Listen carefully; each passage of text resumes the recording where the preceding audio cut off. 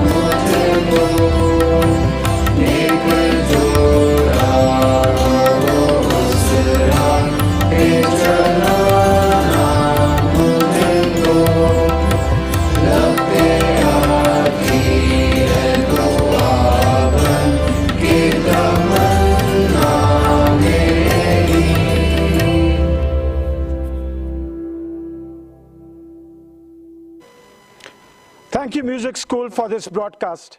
Kindly be seated. Please allow me to read out the Headmaster's report. Good evening, Honorable Chief Guest, Mr. Amitabh Kant, CEO, NITI Aayog, Mr. Sunil Kant Munjal, Chairman of the Board, members of the Board, members of IPSS, students, parents, staff, DOSCOs, ladies and gentlemen. It is with sense of immense pride, honor, and humility that I address you all at the Doon School's 85th Founders' Day and present Headmaster's report. There is also obviously a surreal sense that this founders, my first founders at the Doon School. Could any of us have imagined earlier this year a Founders' Day with a headmaster and the school captain addressing an empty rose bowl? This reality, that is our immediate present. I'm reminded at this juncture of the first prayer in our prayer book. I can only imagine the towering figures of headmasters past, like Foote and Martin, and those who followed, each reciting this prayer in his time. To my mind, this is a befitting time to quote the following lines from this poem. Give us grace and strength to forbear and persevere. Give us the strength to encounter that which is to come and that which has come, that we may be brave in peril, constant in tribulation, temperate in wrath, and in all changes in fortune, and down to the gates of death, loyal and loving one to another. At the outset, on behalf of the Chandbagh family, I would like to thank Mr. Amitabh Kant for making the time to be with us this evening. We are, of course, aware of the many responsibilities and burdens he carries in his service to the nation. Once again, thank you, sir, for being with us. We are all honored, privileged, and grateful for your company. As always, on an occasion such as this, the most tangible and palpable emotion is one of pride. I see pride in the eyes of the old boys, from those who left us in the 1950s to those who finished just a couple of months ago wearing the old school tie. I see pride in the parents at what the boys have achieved and the fine young men that they are growing up to be. I see pride in my colleagues, the staff, in whom you all have entrusted such sacred responsibility, further accentuated by the challenges, trials, and tribulations of a COVID year, a time that will go down in infamy, a time of uncertainty, anxiety, and challenge. And I see pride in the Doskos, in the ties that they wear, their expressions and deportment, a testament to their achievements here. This feeling, this emotion of pride is not the conceited false pride or hubris that we all are warned of. It is but the quiet and self-confident pride of being a part of something very special, of perseverance, of facing challenges head-on with fortitude and grace. We are gathered here to celebrate Doon School's 85th Founders' Day. 85 years is by no means a short period of time. It is both substantial and substantive. Substantial because it is no mean feat for any institution to not just exist for 85 years, but to grow and flourish from strength to strength, to be seen as a shining example of the ethos of service and sacrifice towards the nation for others to emulate. Substantive because this is a testament to the inherent strength and character of the school. It is a living legacy that we are all entrusted with, a legacy that must be honored, protected, and passed on to future generations. A legacy of duty, honor, loyalty, a legacy of service, or in other words of the first headmaster, an aristocracy of service. A legacy that has endured decades, endured generations, and endured challenges. And here I would like to mention the commendable relief work carried out by the Doon School Old Boys Society to help relieve the distress of those across India who suffered loss and dislocation during these months of pandemic. At a juncture such as this, at a milestone such as this, it is but natural to celebrate our many achievements. It is but natural to look back with a sense of pride. Correspondingly, it is but fitting that we look forward with a sense of renewed confidence and zest. I'm pleased to share with you that the school's results show an overall improvement. The details are as follows. In IGCSE, approximately 36% of our overall grades are A star, and approximately 65% grades are A star to A. In IBDP, in the May 2020 session, approximately 20% of our candidates have secured total points of 40 and above out of a maximum of 45. Also, approximately 54% of the candidates have secured 36 points and above. Approximately 60% of the total grades achieved by the candidates are 6 and above. In ISE, 50% of the candidates secured 90% and above marks, and 81% of the candidates secured 80% and above marks. Now about our online classes. Online classes were introduced in a phased manner with effect from the 23rd of March this year. The timetable was customized, keeping different time zones in mind. Classes are also being recorded and uploaded to enable asynchronous learning. We have also successfully completed our mid-year trials and test week in the last few days through an online mode. In fact, we have conducted online not just our academic program, but also online counseling, tutorial meetings, wellness classes, debates, many STAs, and much more.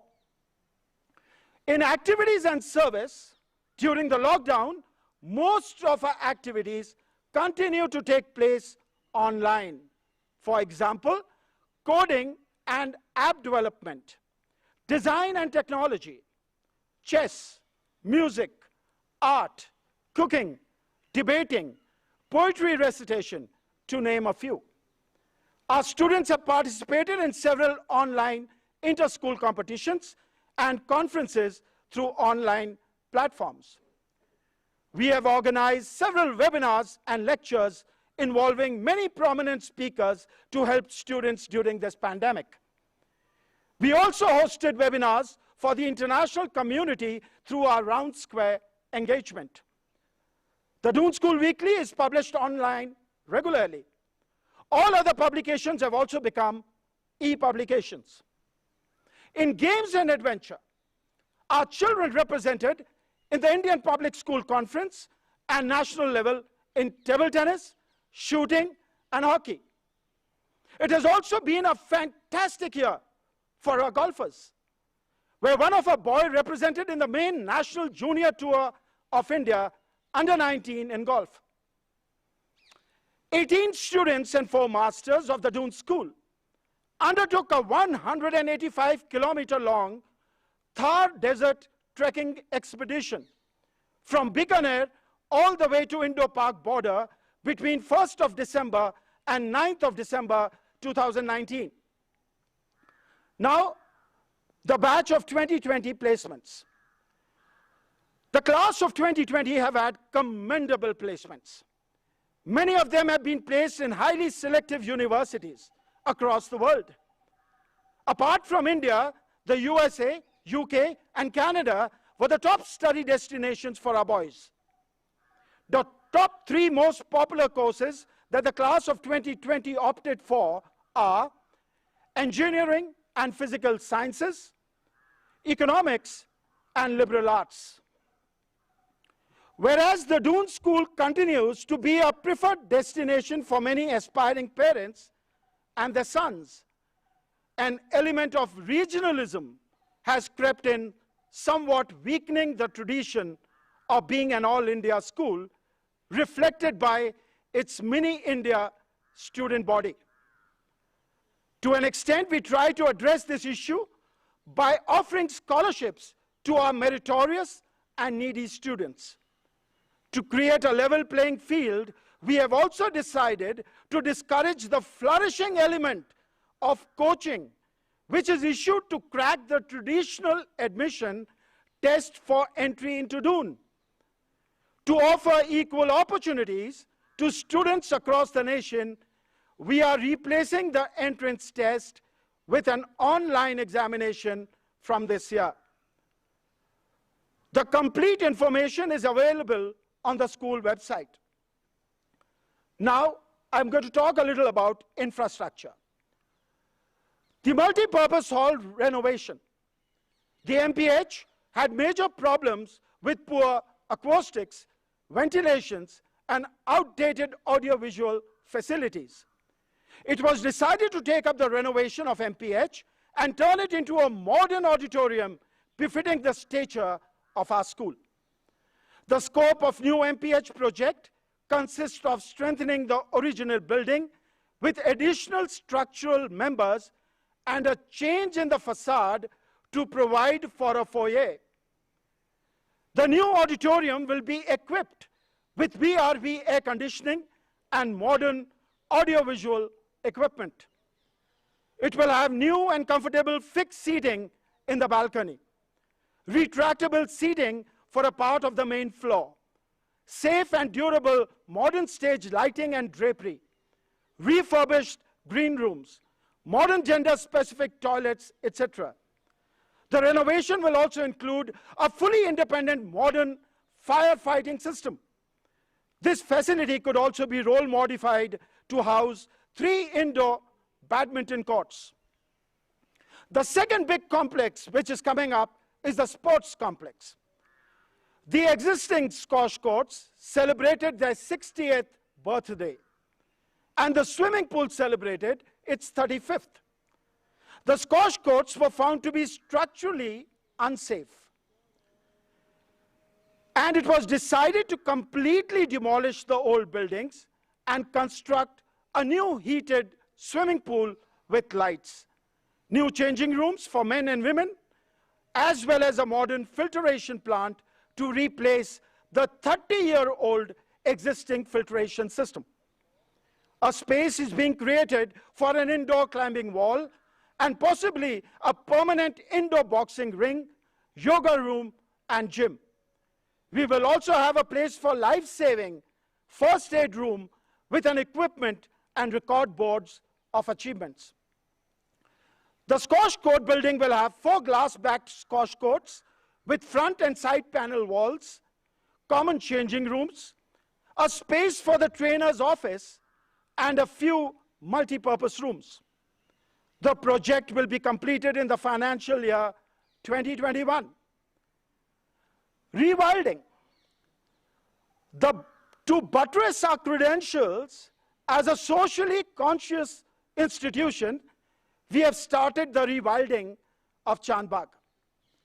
The impetus has come from Mr. Sunil Munjal, Mr. Arun Khanna, Mr. Rahul Kohli, and the School Environment Society. I started my journey in Chandbagh on a very auspicious note by inaugurating this rewilding drive. Over the monsoons this year, about 550 trees, shrubs, creepers, and other flowering plants of indigenous varieties have been planted around the campus. The intention is not only to replenish the biodiversity, that is the tree and the greenery that we have lost, but also to attract birds, bats, bees, butterflies, moths, insects, and other smaller animals that used to flourish in our campus. I'm now hopeful that in years to come, we will have tons of fruits. Skinner's will be a riot of colors from February to June, and we will have an overall fragrant campus. Ladies and gentlemen, those then were the tangibles. The academic achievements, the sporting laurels, the infrastructural growth, which are all significant parameters as we take stock of our growth and journey over the past year. If the tangibles, as mentioned just now, are the bones, muscles, and sinews of the school, the intangibles are the heart, soul, and spirit. And what are these intangibles? To my mind, our mission statement beautifully and articulately encapsulates them as, I quote, to attract and develop exceptional boys and teachers from all backgrounds to serve a meritocratic India, inspire them to be just and ethical citizens, train them to be wise and principled leaders, and prepare them to enter one of the strongest alumni fraternities for life. Ladies and gentlemen, I'm acutely aware of the enormous responsibility you have all entrusted upon me. This is indeed a humbling experience. I'm aware that I've become a part of a grand legacy, a glorious tradition. For the Doon School is not just buildings and sport fields. It is emotion. It is nostalgia. It is a feeling of belonging and a sense of membership to something greater than self. At this juncture, I'm actually aware of my responsibility to continue to fortify this institution's inherent strengths and character, to retain what is unique and abiding, and at the same time to prepare ourselves for the new challenges ahead, to evolve and adapt to changing times. I'm sure you will all agree with me that we are faced with interesting and challenging times as regards to education in our country. As we witness unparalleled, rapid and extensive changes in our politics and policies, in our demography and society, and the complex and novel challenges of our political economy, it is but obvious that the traditional paradigms of education must also change. The need to change has been felt ever so sharply in this COVID year. Our learning curve has been steep. Classrooms have existed in a digital space. Activities have been conducted in a blended formats, and teachers have taught through multiple mediums. And the world around us has continued to spin, literally and metaphorically. With increased competition in all spheres, be it college admissions, competitive exams, or employment opportunities and temptations that could come along with them, our boys are realizing that they have become men much younger. In this new paradigm, with increased and variegated demands on the time that is available with the parents and also the traditional family structures dissolving rapidly, our young people more often than not find themselves navigating this uncertain environment by themselves. So the question we have to ask ourselves is how best we can prepare our boys for this reality. The answer, in short, what better place to prepare them for the uncertainties of the world than here, at the oasis that is Chandbagh? The longer answer, and one that requires more introspection, and which the Doon School has been practicing since its inception, is transformative education and not merely transactive education. Undoubtedly, academic performance will always be a high priority, but transformative education cannot simply be restricted to the transaction of curricula in the class. It is the culminative set of experiences that a DOSCO goes through during the time he spent at the school. In the early 1930s, when the first boys and masters ventured into the mountains of Garhwal, when the first school council of masters and the boys sat to deliberate and hotly debate matters of school policy, at a time when good boys and girls were supposed to be seen and not heard, when boys were exhorted to challenge the limits of their endurance and capacities, we were engaged in transformative education. A young D-former who joins shy and self-effacing grows up to be a fiery debater in his SC form, who can hold his own with people 25 years his senior. That is transformative education. An asthmatic C-former growing up to be the school athletics captain in his SC form, that is transformative education. A young B-former who practiced basic computer programming as an STA in the 80s, growing up to found a tech company in Silicon Valley, that is transformative.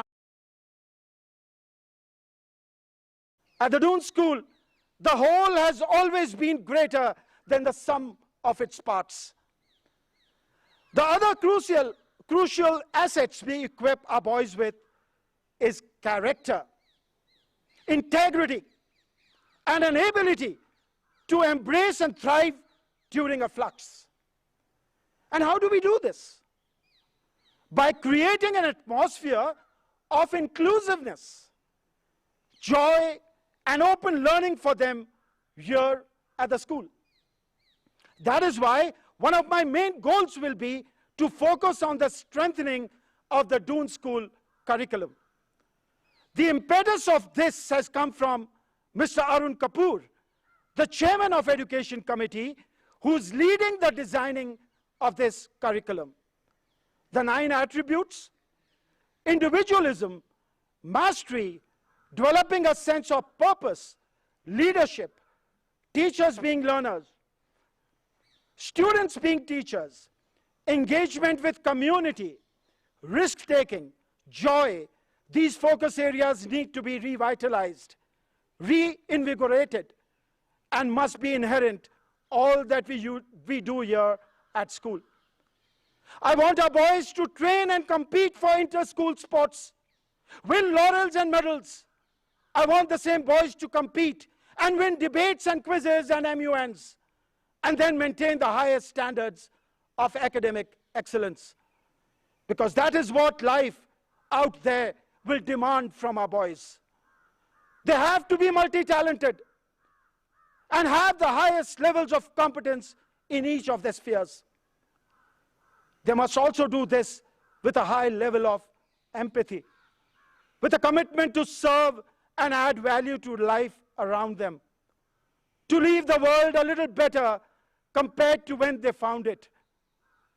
It is this sincerity of purpose, this level of commitment and responsibility in each sphere of their lives that I wish to inculcate in our boys. Of course, all success must have foundations in the basics. The longevity of any edifice is only as strong as its foundation stone. To my mind, that foundation stone is self-discipline. It is only natural that if at an early age we teach our boys to pay attention to the details, details like polished shoes, well-groomed appearance, punctuality, singularity of purpose, time management, etc. It is these same characteristics that they will bring to bear in another element of their life, at work, at home, and in the society they live in.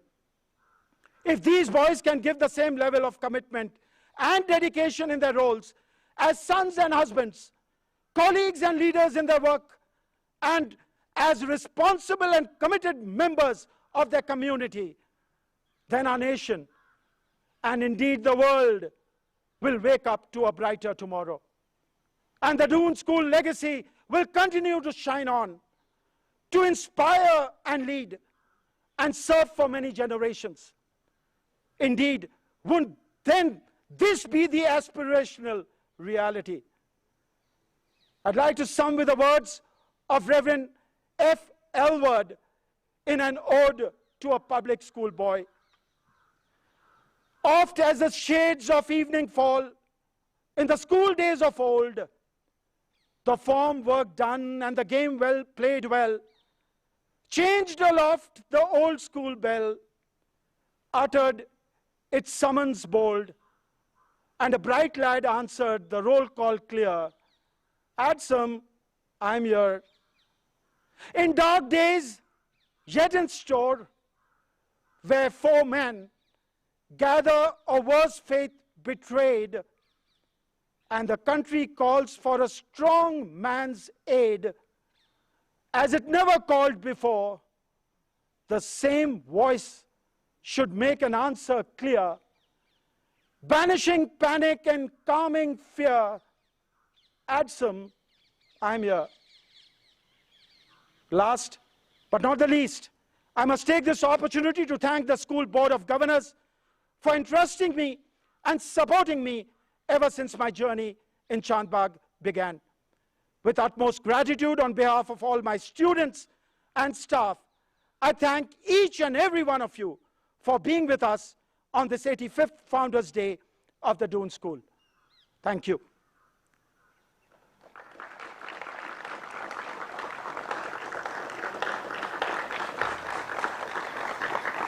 Ladies and gentlemen, two of our teachers have completed long years of service for the school. The school today, on 85th Founders Day, would like to felicitate them. May I call upon first Mr. Piyush Malviya, who has served in the school for last 30 years. He joined on 1st August 1989 and continued to work till date. School today honors him with a gold medal.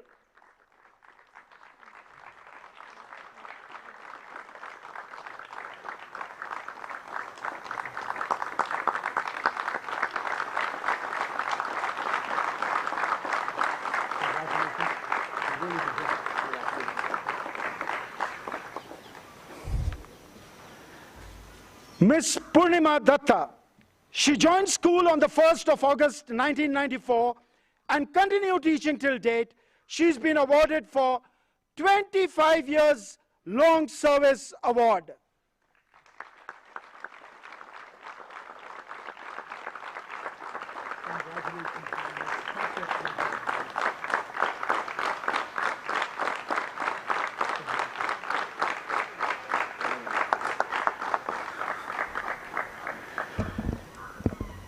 Thank you, ladies and gentlemen. May I now request the Chairman of the Board of Governors, Mr. Sunil Kant Munjal, for his address. Mr. Sunil Kant Munjal.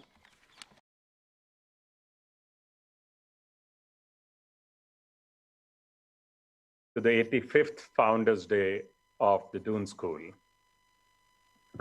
Special welcome to our chief guest for today, Mr. Amitabh Kant, who is not just the CEO of NITI Aayog, but one of the brightest official bureaucrats and an action man that India has produced in a long time.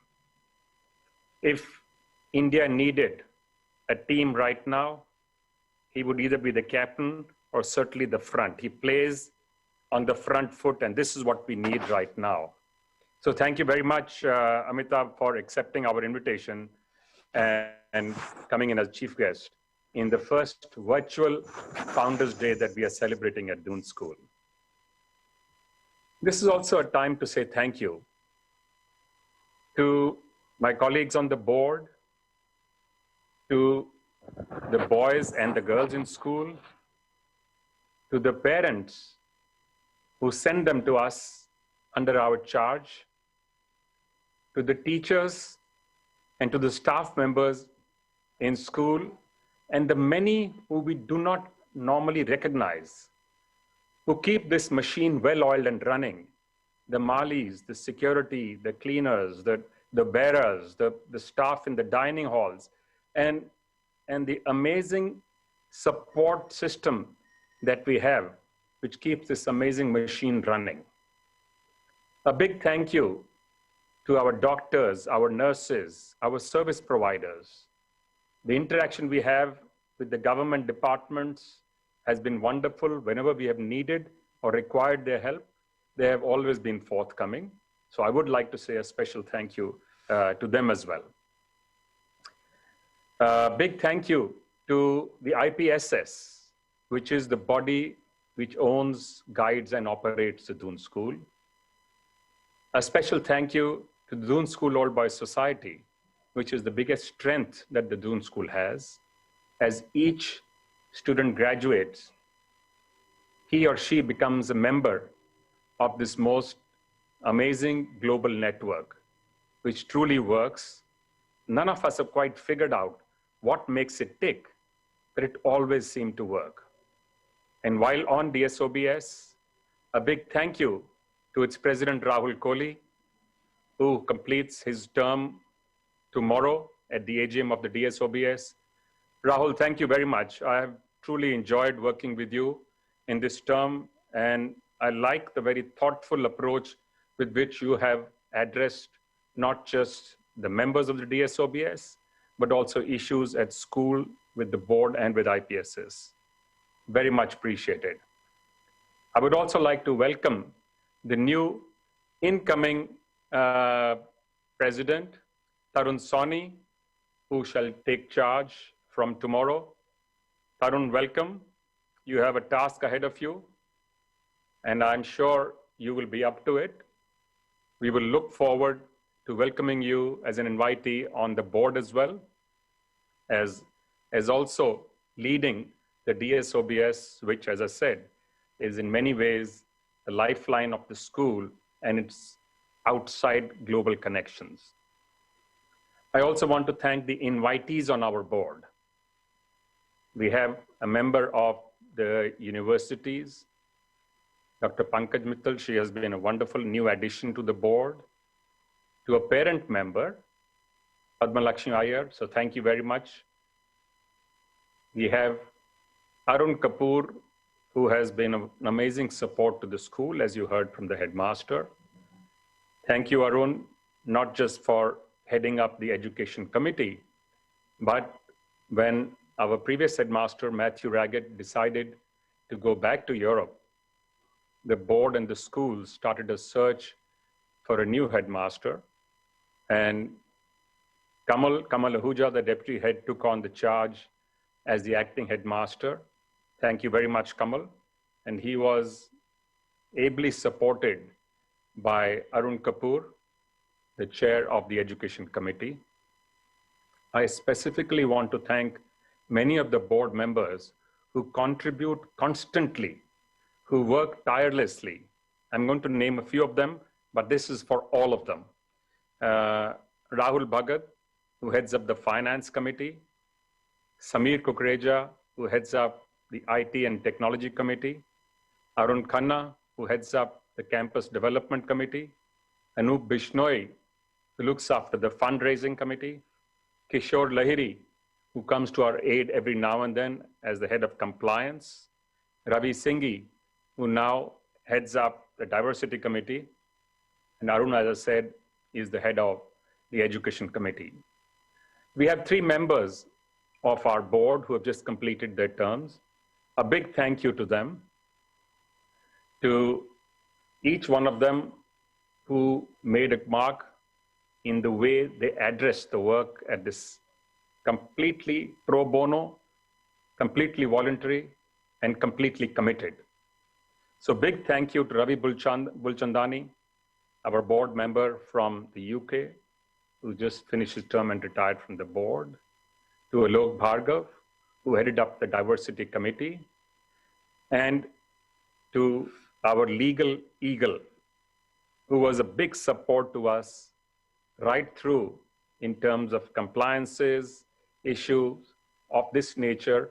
Arvind Nigam was a person to go to, where the headmaster or Anupama or the others would pick up the phone and just call him, and always willingly he would offer his time and advice.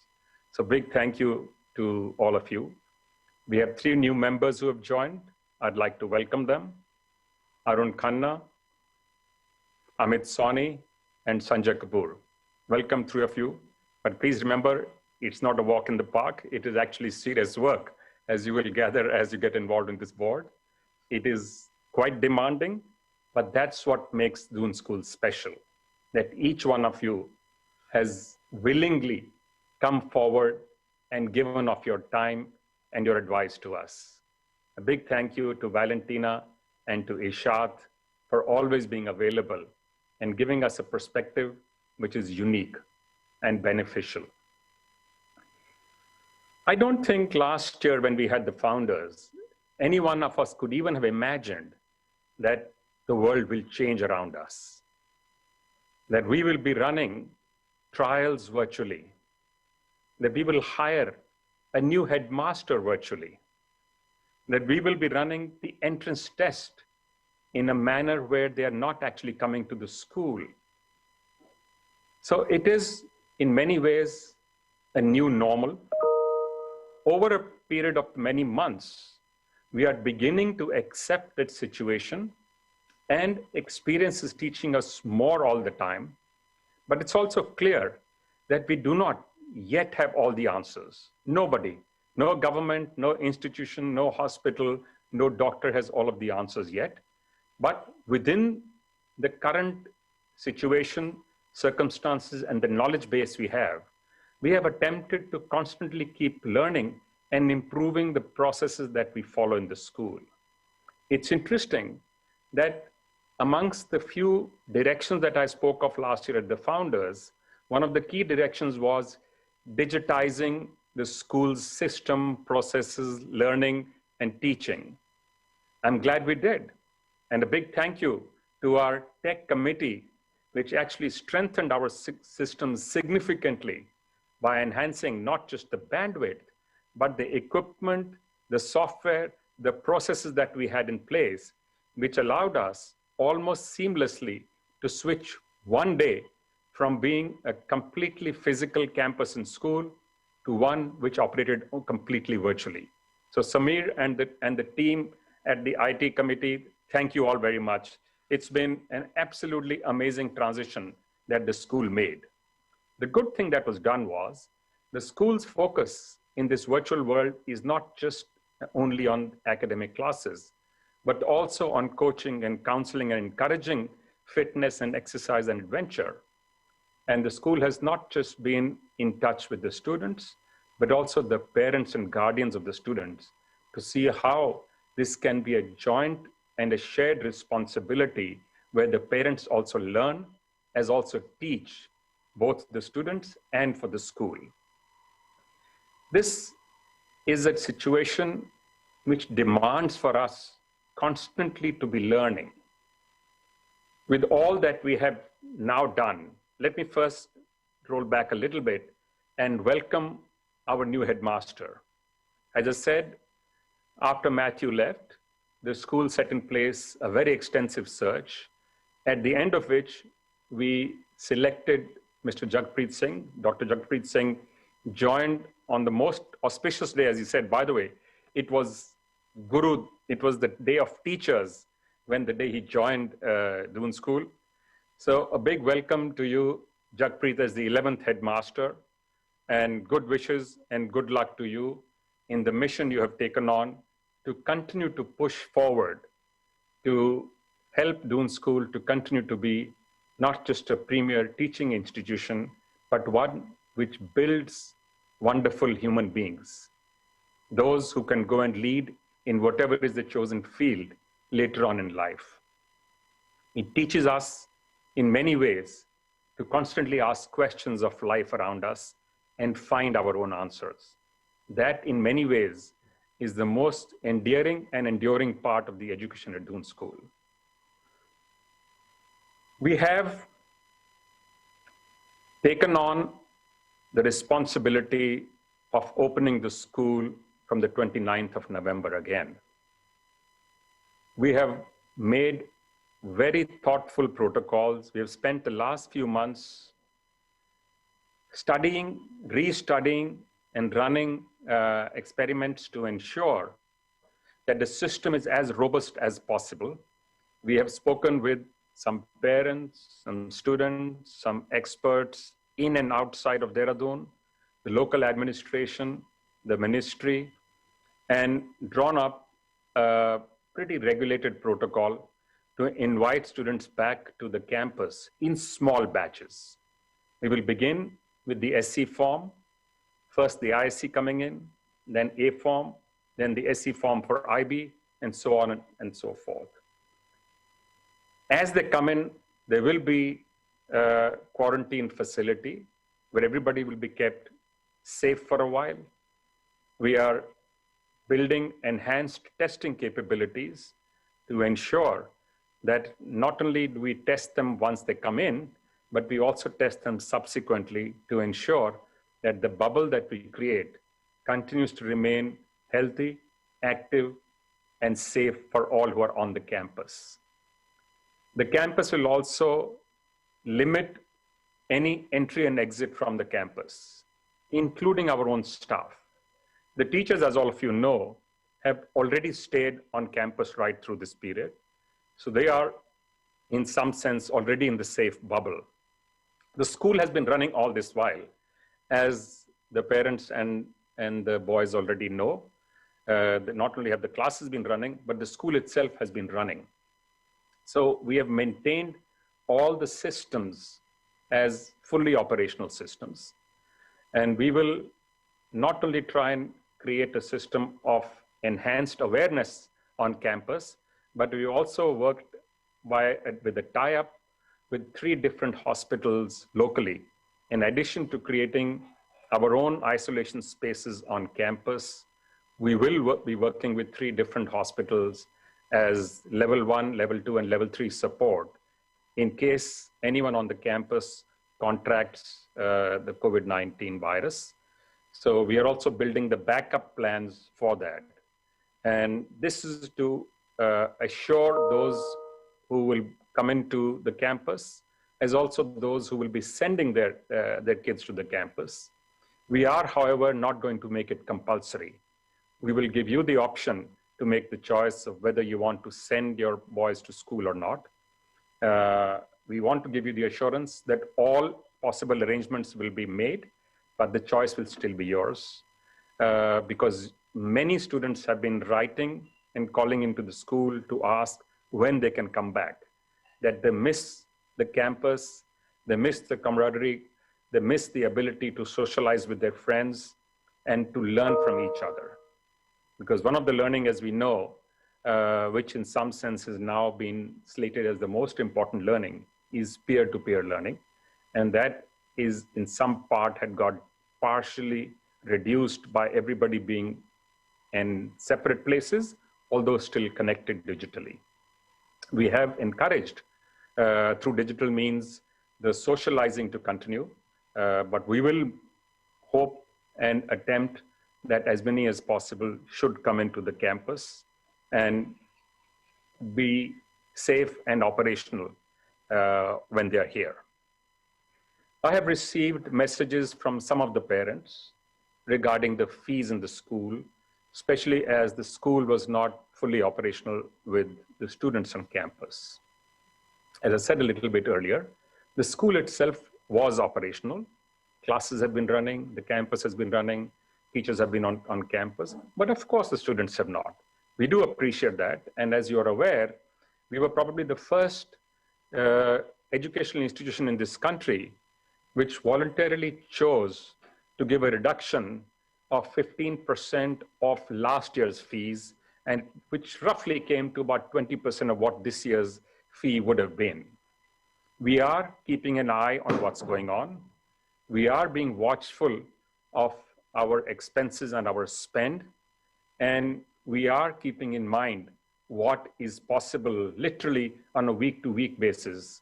The school administration, the head of finance committee, and I have a regular conversation about this ongoing. And all I will tell you is we are watchful and we are conscious. We will keep the requests in mind. Interestingly, at the same time as these requests, we also got a few others from some of the parents who very kindly offered that they could not only pay the full fees, they were also willing to support some others if required. This is much appreciated. Thank you very much to all the parents who actually made this offer. So we are both aware and conscious. Please do leave this with us to address. The digital experience of what we are doing right now is also a learning experience for all of us. And you heard from the headmaster that one of the big initiatives in the education committee is to expand our learning and teaching abilities, not just to academics, but across the board to build better humans. So we are now seeing what are all of these tools that are available to aid us in multiple ways, in the administration of the school, in teaching, in learning, as also in communication. Because these are the tools that we will be using going forward to enhance the capabilities and to enhance the student experience, as also those of teachers and the non-teaching staff of the school. In the last founders, I had also spoken about enhanced effort and focus on academic scores.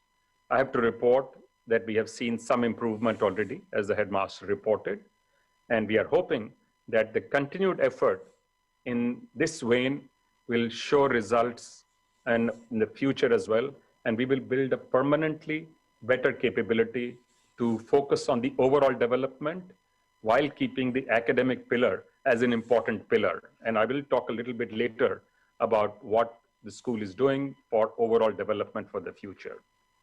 You already heard from the headmaster about the infrastructure upgrades. There is active work going on. And because the students are not there, we do want to take advantage of this to quickly build or complete some significant infrastructure projects which will enhance the school's abilities in many, many ways, such as schools, assemblies, music, theater, etc. There are other things which need to be done. Some of these are repairs of current buildings, especially of houses, and those will also be undertaken in this period itself. We do want that when the entire school comes back, we should be a significantly enhanced campus in terms of facilities and capabilities. The drive for diversity continues, and the effort which was earlier being made by Alok Bhargav is now headed by Ravi Singhi. We are making an attempt to not just attract geographical diversity of new students, but also of background of parents, income levels, activities, and also those who are differently abled, both physically and those with learning disabilities. The school is trying to equip itself in the future to be able to welcome any and every student who can pass the admission criteria into the school, regardless of whether the parents can afford the fee or not. We are constantly looking to enhance the pool that we have for supporting scholarships, and we have always encouraged those who want to support these initiatives to do so. More than anything else, we spent effort in the last 2 to 3 years in looking at the future. It is said that the world is a stage and all of us are actors. But here is a stage where none of us rehearsed in the kind of script that we have suddenly been given. So we had set ourselves a task to do 2 things. One, to review the previous development plan that had been made by the school some years ago. And 2, to build a development plan going forward for the next 15 years, which would take the school to its full century. Because it is, as I said, the 85th founders this year. It is a special celebration for the school, and which is why we chose that we would do every event on the founders that takes place. We had the debates yesterday where the present boys debated the alums, and it was a wonderful debate. We had exhibitions which were inaugurated by the headmaster, and we saw them on YouTube later on. And all of the other events are taking place today. So I want to thank the entire team of the school for this amazing effort that they have made to not just keep the school together, but keep it functioning as if everything was normal. We do understand, however, this is the new normal. We need to learn to live with this. So we are doing 2 different things. One, as I mentioned, what we are doing for the immediate future. But second, the development plan has looked forward and developed 6 pillars for the school going forward. These are achieving academic excellence. And there are multiple, I will not go into the full details, there are multiple dimensions to each one of them, and these will get implemented over the years. Each committee which is responsible to the board and to the school has given their contribution in this, and has also focused on how these will get implemented. The education committee and the school's leadership will be the team that will be responsible for implementing this. The second will be the transforming of the diversity foundation of the school. The third would be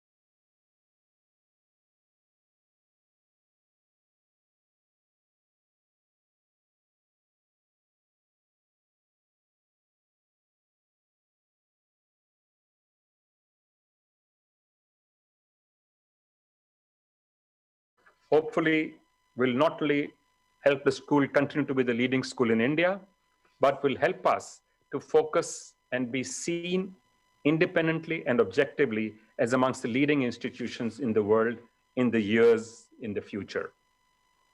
The road to 2035 is going to require work from many, many of us, the boards, the school, the teachers, the students, the alums, parents, and the community at large. So I would urge all of you to give us your support, keep giving us the ideas, suggestions, and also the criticism that you give us. All of these are welcome because these are the tools that we have to continue to keep this as a constantly awake and a constantly improving institution. Once again, a big thank you to all of you, and a big thank you to the school for celebrating with all of us while we sit in different geographies and different time zones. Founders Day, as if we were all there. A special celebration for the 25th year, the 50th year, the 60th year, and the 10th year, and the many, many others. A big thank you to those of you who have been contributing through the year. I know a class was contributed by the Pandit family, which was inaugurated yesterday. And there are many, many such initiatives right through the year have taken place. And I want to offer Anup the support of all who are listening to continue to better on his effort to run not just a fundraising initiative, but a development initiative which benefits the school and the entire universe of the school as we go forward. Thank you all very much. And once again, a big thank you to our chief guest, Mr. Amitabh Kant. Thank you.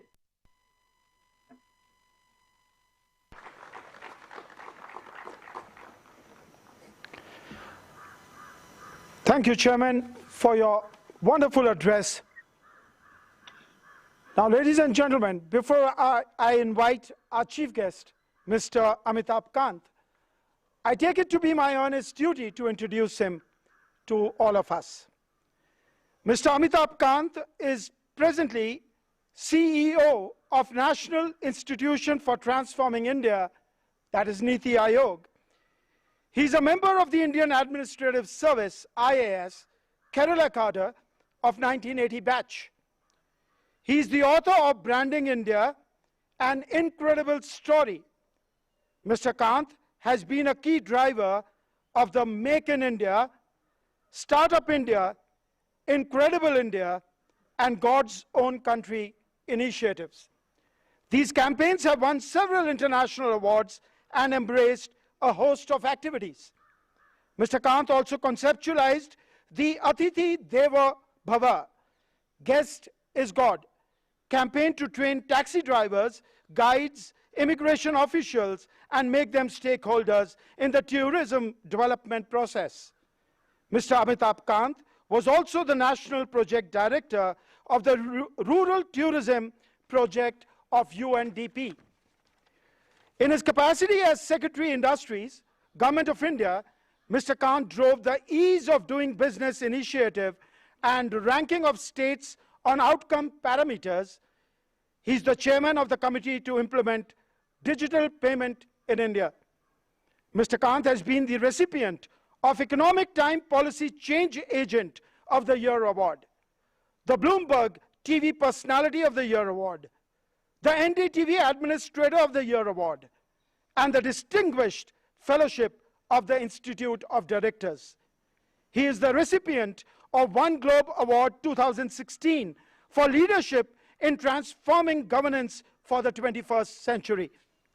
He is a member of the steering board of Shaping the Future of Production Systems, a World Economic Forum. He's also the recipient of Sir Edmund Hillary Fellowship Award by the Prime Minister of New Zealand. He's also the recipient of the Golden Peacock Award for Leadership in Economic Transformation 2017. Mr. Amitabh Kant has worked as CMD, ITDC. Mr. Amitabh Kant did his schooling from Modern School, Delhi, graduation in Economics Honours from St. Stephen's Delhi University, and MA from Jawaharlal Nehru University. May I now humbly request you, Mr. Kant, to address all of us. Thank you.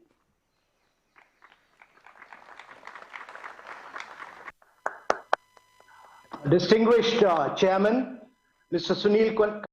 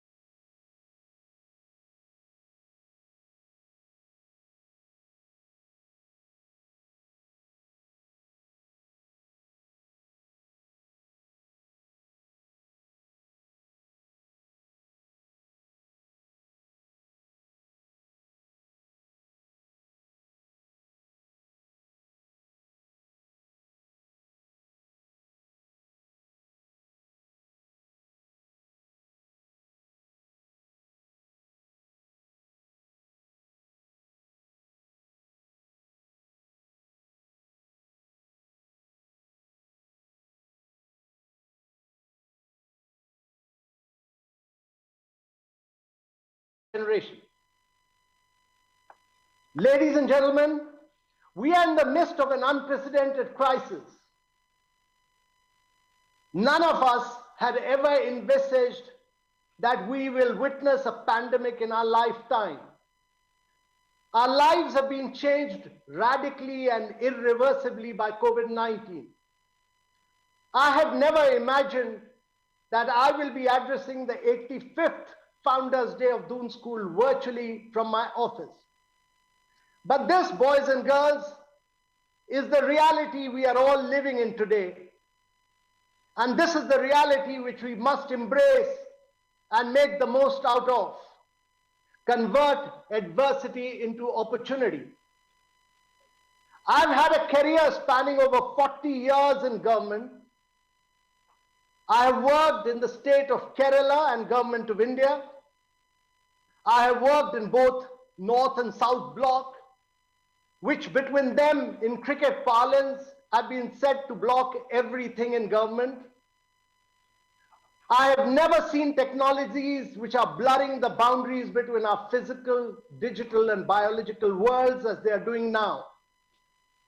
Innovation in areas of big data, machine learning, artificial intelligence, 3D printing and blockchain are reshaping the world around us.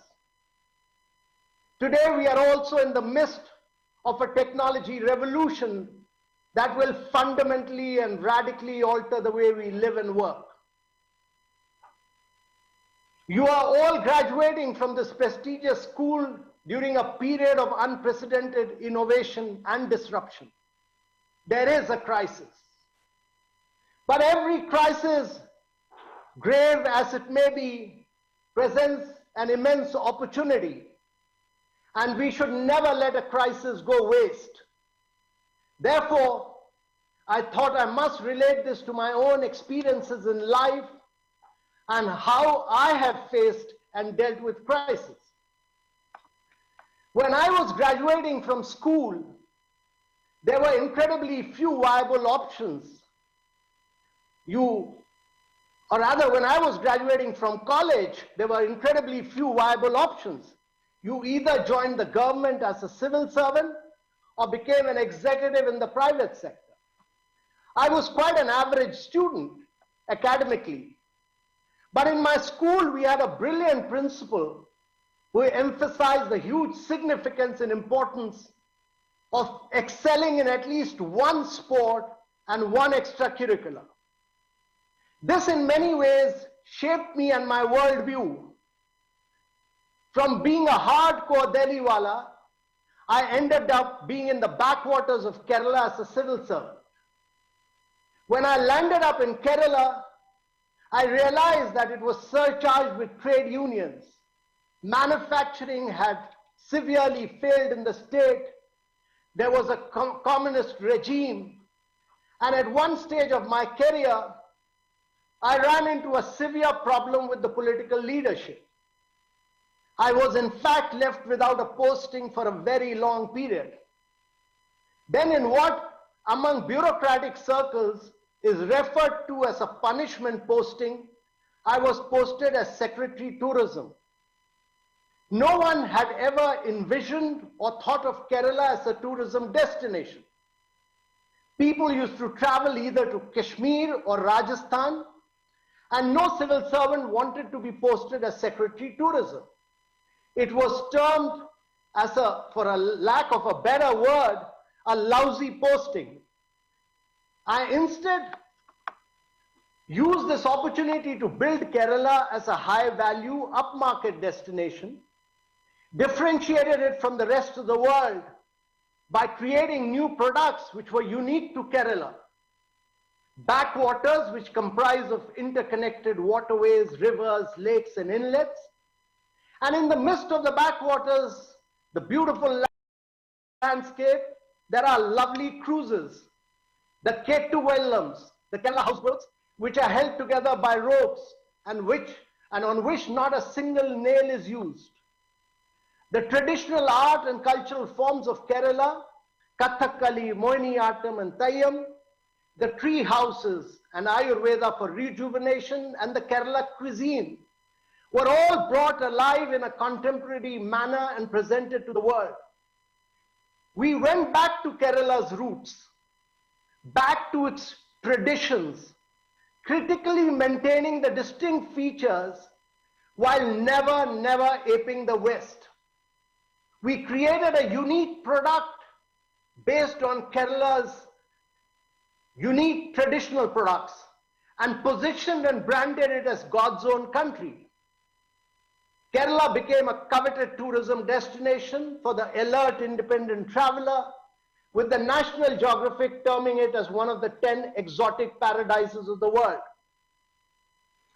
Boys and girls, after my tenure in Kerala, I was posted as Joint Secretary, Ministry of Tourism in Government of India. As soon as I took charge, as the luck would have it, the Twin Tower attacks happened in New York, there was war in Afghanistan, and there was attack on a Parliament House. There were major travel advisories against travel to India. Our hotels were managing with a mere 5 to 10% net occupancy, and our tourism had totally collapsed.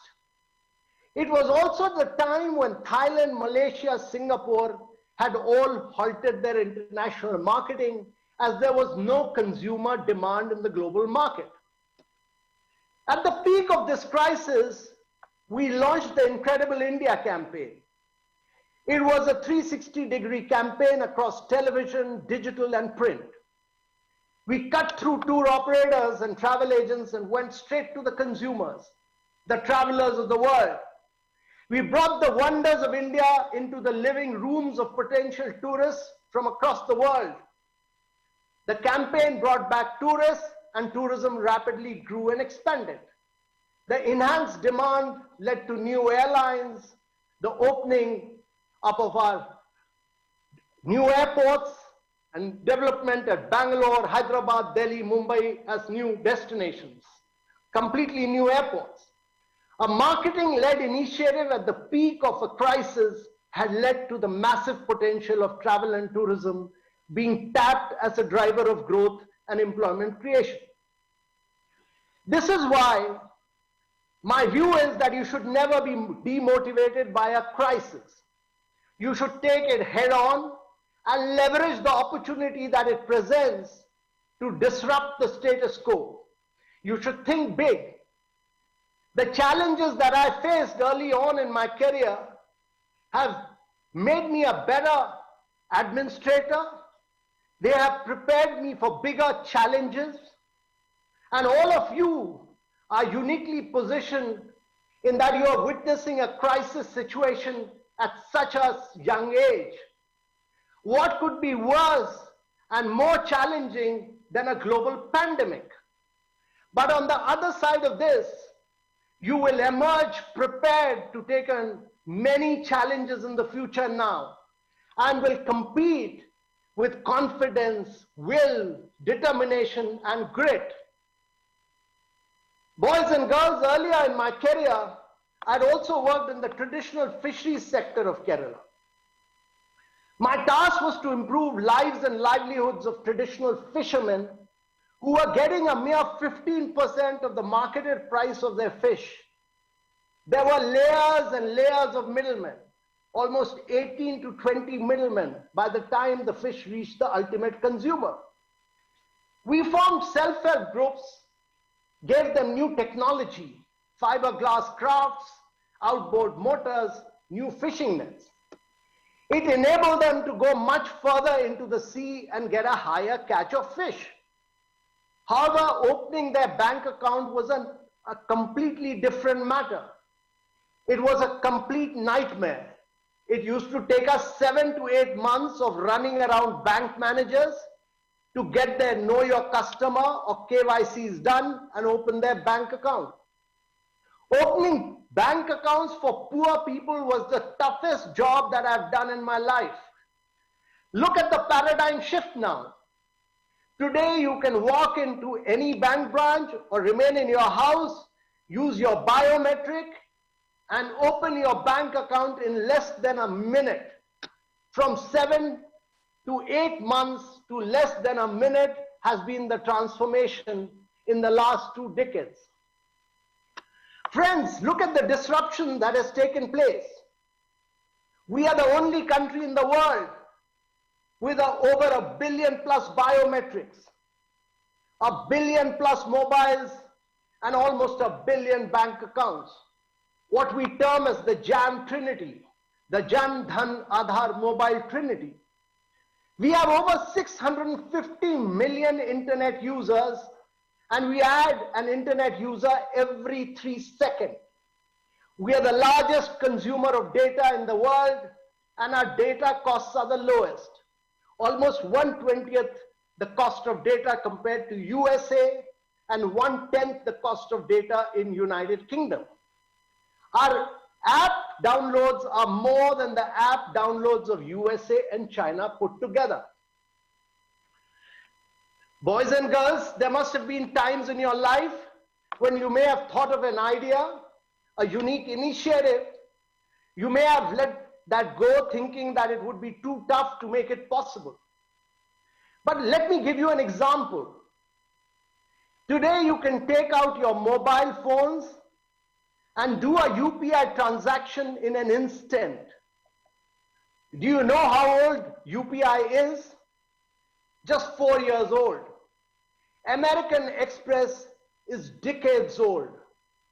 Today, UPI does 18 billion transactions, twice the number of transactions on American Express. And in the next 3 to 4 years, it will surpass both Visa and MasterCard. Who would have thought this could ever be possible? The lesson is to keep thinking big and work to make it possible. Nothing is impossible to achieve. Look at our digitization efforts. Aadhaar, that is your biometric, which is totally digital.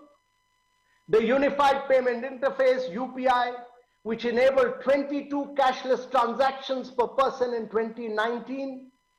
The Goods and Services Tax, which is cashless and digital, replacing a vast array of taxes and cesses.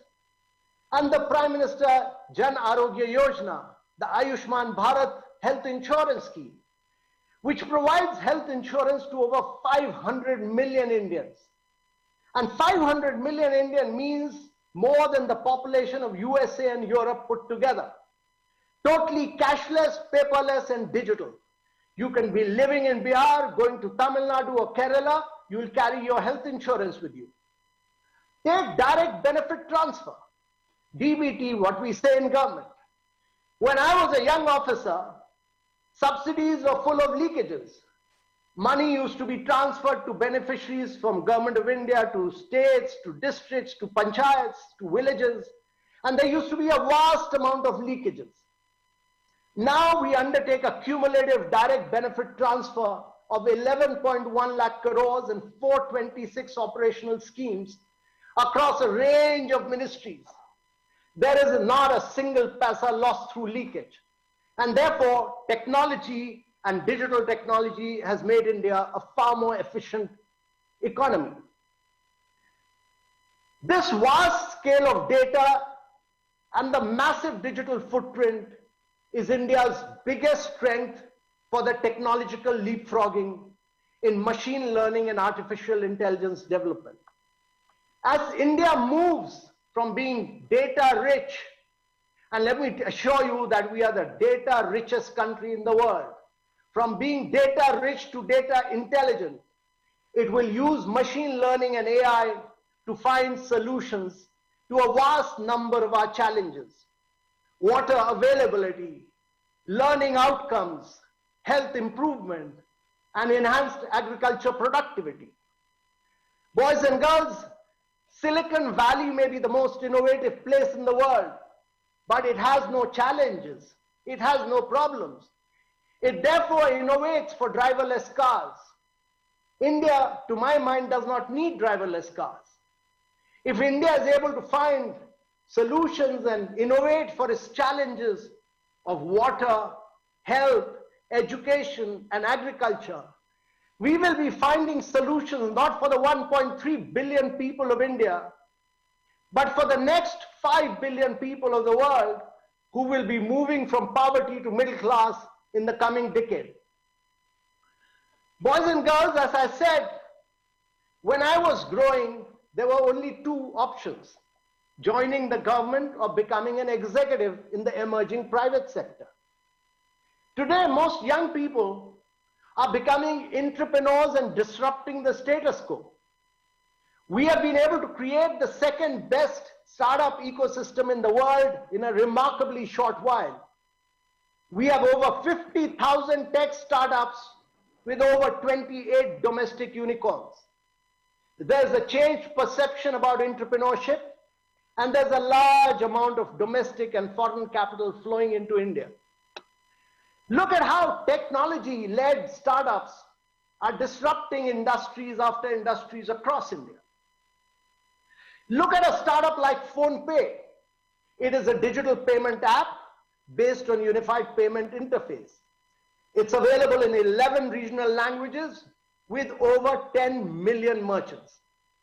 And if you look back at how it all started for Sameer Nigam, who started it, and his marvelous engineering team at PhonePe, you'll find an unlikely story of how an unusual digital payment company housed at an e-commerce company managed to make dent in the fintech payment ecosystem in India. With a deep product thinking mindset, Sameer Nigam chased impact in the true sense of the word. From a simple thought of using technology and data, he has managed to transform economy, and at the same time, there's been nothing bigger than financial services, easy loans, insurance, and digital payments. I was quite delighted to learn that at Doon School, you have a regular course on robotics. And a few of you passionate about drones may have heard about Asteria Aerospace. The company was started by Nihar Vartak and Neil Mehta, who were pursuing their BS degree in aerospace engineering at Purdue University. Today, Asteria Aerospace uses robotics and AI to develop drone-based solutions to military and police forces in India. It also provides drone-based solutions for survey, inspection, monitoring assets, both hardware and software component of drone manufacturing in India. Truly incredible work by young entrepreneurs. Startups and enterprises are disrupting the agricultural landscape with new business models and solutions. Look at another startup like CropIn, which enables data-driven farming, which helps derive real-time insights, real-time, based on weather and soil conditions on standing crop across geographies, and therefore on local weather information, soil, it gives high-resolution satellite imagery. You know, many of you know how personal experiences play a huge role in shaping individuals and their ideas. After witnessing farmer distress in rural Karnataka, Krishna Kumar, the founder of CropIn, left his job at General Electric to develop an intervention which could improve the lives of farmers, and started providing its agri-technology innovations directly to farmers, with a motive to help them increase agriculture produce and gain profitable income. So boys and girls, we need many more such solutions that could help our farmers increase their productivity and enable them to use technology. I recently met another team of young entrepreneurs, Varun Khaitan, Abhiraj Bahl, and Raghav Chandra, who run Urban Company, earlier known as Urban Clap. In just 5 years, they have become the go-to platform for urban Indians looking for anything from carpenters, plumbers, painters to pedicures. They have created a vast number of jobs for skilled workers across cities in India. They connect service providers to consumers on a digital platform. And the startup came from a very simple idea. They realized that there was a gap between the way people found services and in the way people connected with the service providers. And therefore, they have transformed the business of providing services in urban areas. Their Urban Clap as a company was formed by realizing this need and by essentially turning the Yellow Pages format into an online platform. And you see, there are these little simple problems around us that we get accustomed to. We become an agent of status quo. Our education system quite often teaches us to get used to things on how they are meant to be. But Doon School is very different. And I'm sure that many of you will get inspired and will find solutions and change the status quo as far as India is concerned. In addition to our own startups, look at the world around us. And important to assess what's happening in the world. Look at Amazon. It started as an online bookstore. Today it is a tech giant that also sells books. And Jeff Bezos actually left his high-paying job in Wall Street. He risked that, and he moved on and started an online bookstore run out of his garage. His company today is the #1 company in the world, the richest company in the world. His extraordinary story demonstrates how taking a leap of faith can lead to staggering successes. Look at another entrepreneur, Elon Musk, a serial entrepreneur who's in the business of cars, solar, space technology, and all of them together. He positioned himself in the midst of colossal industries which have had the biggest impact in the modern era, energy and technology. He's at the intersection point of both. His gigafactories will be his oil fields of the future, even as technology powers his other businesses. His one car company, the Tesla today, is richer than General Motors, Ford, and has greater value than all American car companies put together. But let me tell you that he was a failure in many ways. In fact, one significant failure, one that eventually led him to found Tesla and SpaceX, was when he was ousted from his position as the CEO of PayPal. And these are just illustrative examples. When you look around the world, you will find that 8 out of the top 10 companies today are tech and digital companies. Oil companies, which were the wealthiest, are losing their place at the highest echelon. The fastest growing jobs globally are those of artificial intelligence specialists, robotic engineers, and data scientists.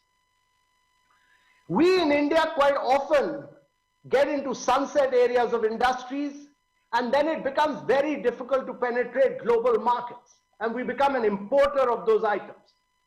We must use this crisis, as we have done, to become a leading exporter of PPE and ventilators, which we were not making. We should use this crisis to get into sunrise areas of growth and look at where the world will be growing and expanding in the coming years.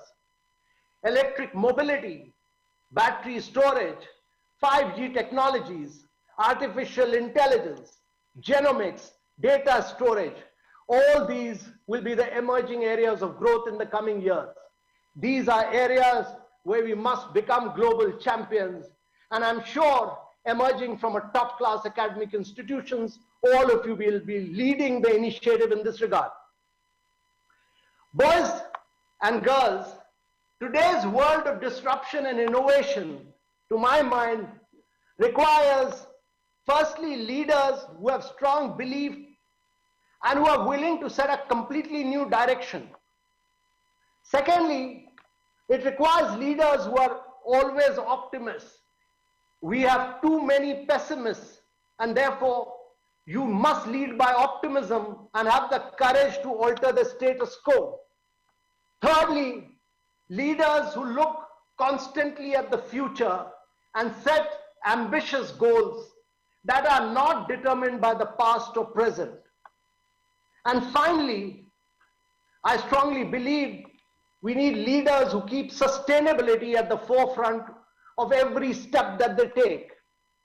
Remember, we have a huge responsibility to the world that we live in, and therefore sustainability must be fundamental to every single step that you take. You are the ambassadors of the future.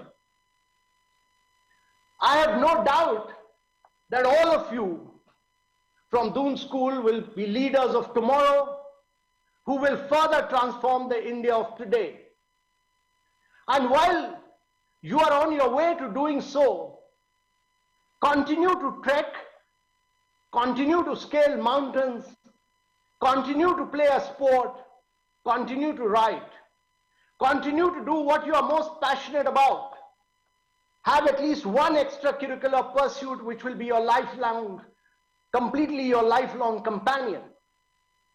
Remember that you owe a deep gratitude to your parents for sending you to this really outstanding and fine institution, and to your teachers for their enormous efforts in shaping your worldview and nurturing you into the leaders of the future.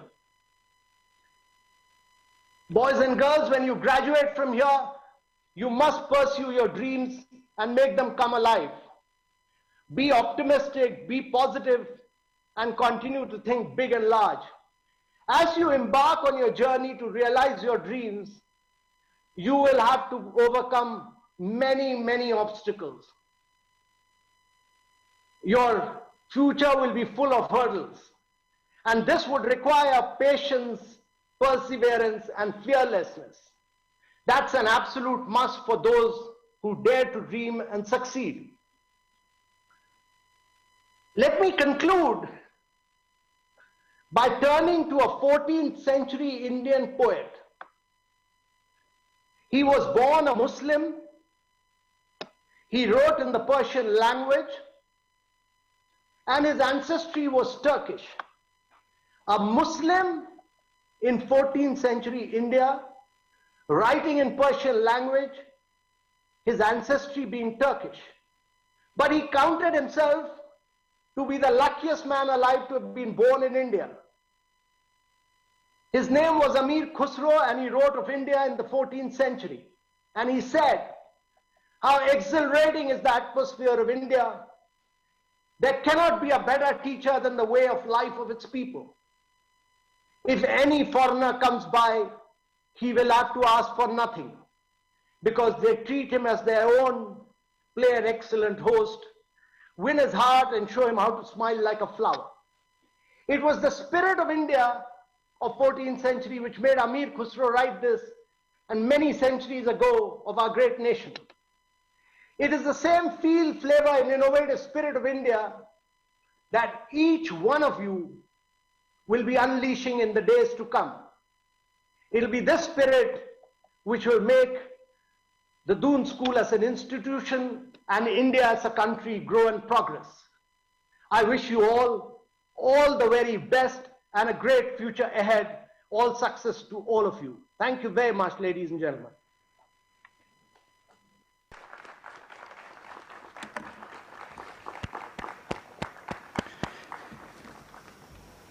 Thank you, Mr. Kant, for this motivating speech. Giving examples from your own life, I'm sure the children hearing you would have connected so well.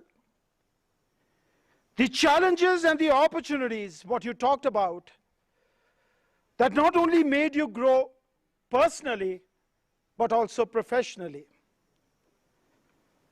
This lessons what you shared with the student community, I'm sure will go a long way. You said lead by optimism. Let me tell you, Mr. Kant, when the new education policy came to floor and people were debating and deliberating, the Doon school was rejoicing. The Doon school was so happy with this progressive education policy. As if not only it is made for Doon school, it appeared it is made by the Doon school. As if we are making the national policy. Because everything what the new education policy talks about is more or less the life of the Doon school boy. And whatever new education policy we are trying to implement is already existing in our curriculum. When I said the chairman of my education committee, Mr. Arun Kapoor, is leading us to the designing of the new curriculum, that was much before the new education policy had actually been discussed on the floor. I'm so happy when you said that children have to be optimistic.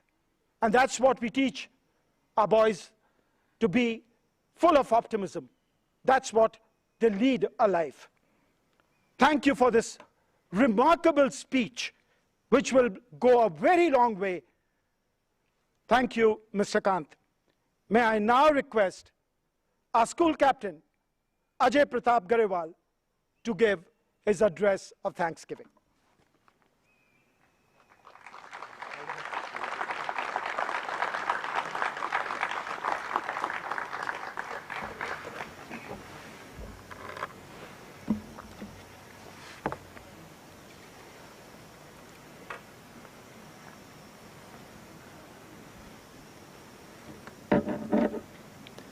Through most of childhood, school for me had mainly meant a physical space with classrooms, a playground, a library, laboratories, etc. Basically, a visible and tangible infrastructure. Today, however, I feel the absence of the invisible institution, the intangible that scaffolds and underpins the brick and mortar infrastructure. What is absent is not the main field, but the goals being scored and the sprinting athletes. What's missing is not the AV room, but the kung fu fights of ideas and lively student debates. What's missing are not the notice boards, but the notices that bustle them to life. What is missing is the passion, purpose, creativity, and above all, the heartbeat of a vibrant community. It made me realize that being called a DOSCO isn't simply a reference to the lamp on my blazer, but inheriting a legacy of 85 years, 70 acres, the 7 boarding houses, the service of all the masters and support staff, the brotherhood of a generation of boys, and above all, memories for a lifetime.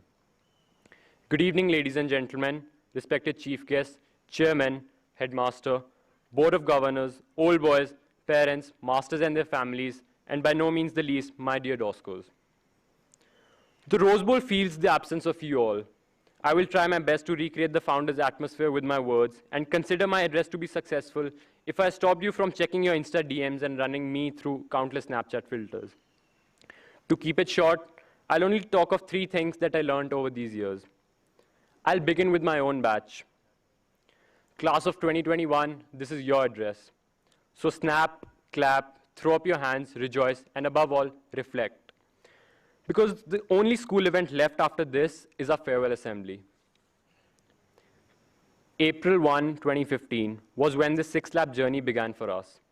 With a deformer's innocence, we believed our journey would replicate that of the previous batches. However, the events that earned us the title of the guinea pig batch soon started taking us over. From being the first batch to have appointments while still in S form to writing our last mid-year trials online. Be the 2-hour-long cricket captaincies in Kashmir House or 2 experimental years of being the first IGCSE cohort. It goes without saying that our batch has had some unique challenges. Not only have we had no socials or collabs, among many other things, but also more damagingly, we did not get to live our last year in school. We did not get to make it count in the ways that we had planned. Together, we had been through a lot. Each year, we've become a little wiser, having learned more of life's lessons. But the challenge in our final year at school is one of a kind. I know of the expressions of despair that lie beneath our face masks from time to time. I know that each pump of the sanitizer not only kills the germs, but also gamut of hopes and dreams we had for this year. They say, tables turn, bridges burn, you live and learn. Often it is the journey that teaches you more than your destination. In the months ahead, we will continue to experience many more changes. While it is scary, it is also exciting. We, as a batch, have become a part of each other's lives. Doon has become a part of us, a part that is difficult to let go of. But we must move on, carrying all our precious memories and the blessings of our parents and masters with us. Batch of 2021, we have it in us to overcome the odds. Let us prove it to the world now. Now, to the second part of my speech, which is directed towards the juniors who still have a vast ocean of possibilities lying in front of them. Don't sweat the small stuff. Don't complain while having to wake up early or being overoccupied with work. You are the keeper of the keys that unlock doors to your full potential. This is your time to take regret-free risks while exploring various avenues and thinking creatively. We all are privileged to be studying in a breathing institution where you have space for your thoughts and caliber to develop. In an old IQ test, there were 9 dots and you had to draw 5 lines. And the trick was you had to do all this without lifting a pencil. And the only way to do it was to go outside the box. So don't be afraid to expand your horizons. Immerse yourself in the countless opportunities that lie at your fingertip. Don't be afraid to fail in the process. Don't postpone your plans and procrastinate because who knows where you might end up or when it might all end up, just like it did for our batch. Don't treat your school life like a race which you have to win. Rather, try to run barefoot, and by that I mean, let the soles of your feet collect sand, seeds, grass, and leaves. Imprint your unique mark among the many thousands of footprints left by those who've walked these budgie paths before you and beside you. And that brings me to my third and the last point this evening, which is gratitude. In February this year, a certain incident started taking place on a daily basis. Each day, when I woke up in the morning, I would not find my slippers in front of my bed. Kneeling grumpily on the ice-cold floor, I would see my slippers pushed in a far corner underneath my bed. This happened every day for a week or so, and then I decided to do something about it. The following morning, on hearing the door to my room open, I peeped to see who had come in. To my surprise, it was the house bearer. It was he who would push my slippers away while dragging the laundry basket out of the room. I complained to him about having to bend and stretch every day to reach my slippers. In a polite tone, he replied, "I won't do it from now on, but don't take it otherwise. May I make a point?" And what he said next changed my life significantly. He said, "If the first action of the day for you is to kneel down, then there's no way you can have a bad day." I repeat, if the first action of the day for you is to kneel down, then there's no way you can have a bad day. As I stood there, digesting what I had just heard, I realized how deep a point on humility and gratitude he had just made. Now, I don't know what your learning lessons are, but make sure you have your reminder to be grateful for the abundance you have before asking for more. Say thank you to your parents for the love, understanding, mercy, kindness, prosperity, but above all, the opportunity that they provide you with. Before ending my speech on this beautiful evening in the Rose Bowl, I would like to extend my gratitude on behalf of the entire student body towards all the people who've helped us reach here. Some are here, some are watching the live streaming, some are far away, and some are no longer even with us. We all have special ones who've loved us into being. So take 5 seconds to think of the people who've helped you become who you are. A special thanks to all those eyes which saw great dreams for us, and especially the wet ones I can see over there. Thanks to all my batchmates and juniors for being my A1 since day one. Thank you all the masters and the support staff for adding so much value to our lives and our characters. Lastly, and by no means the least, thank you old boys for providing us with the strongest network and alumni that continues to give back to the community in all possible ways. Just like the burning lamp on our blazers, we too have the ability to become the light and joy of someone's life. At Doon, we all are made ready and able to make a positive impact on this world. Often, you'll be called upon to make one of two choices. Either to listen to your inner voice and stand up for what you believe to be the right thing to do, or give in to your fears and insecurities and keep quiet. To that, I would say, choose the one that beats deep within you to keep the Doon spirit alive, because a great poet once said, चारों ओर अंधेरा था और कुछ दीवे बलते रहे, चारों ओर अंधेरा था और कुछ दीवे बलते रहे, ये दुनिया ढूंढती उनको जो खुद को ढूंढते रहे. On that note, ladies and gentlemen, I wish you all a very happy 85th Founders Day. Thank you.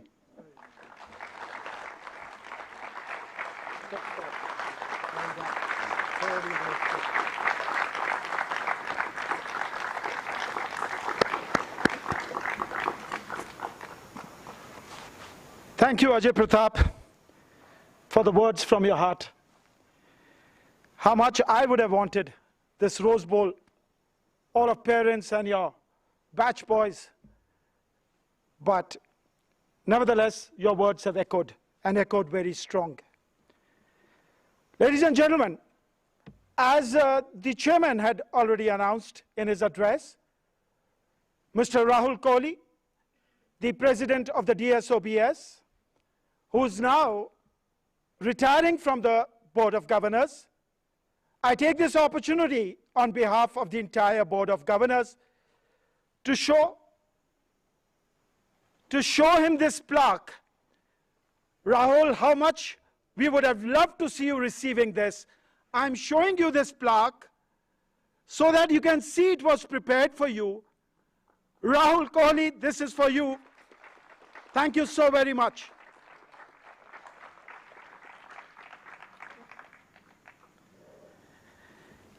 I also take this opportunity, ladies and gentlemen, to thank two gentlemen who in their own little way have been always constantly helping the school.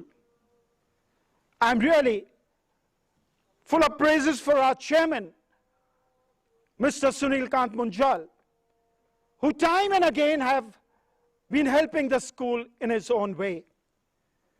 Now this time he has very benevolently contributed in the coming up of the multi-purpose hall, which we call auditorium now. Thank you for helping in a big way, Mr. Munjal. And I also take this opportunity to thank Mr. Ashok Mahindra for having given a huge amount for the scholarship. Thank you, and let's hear for the two gentlemen.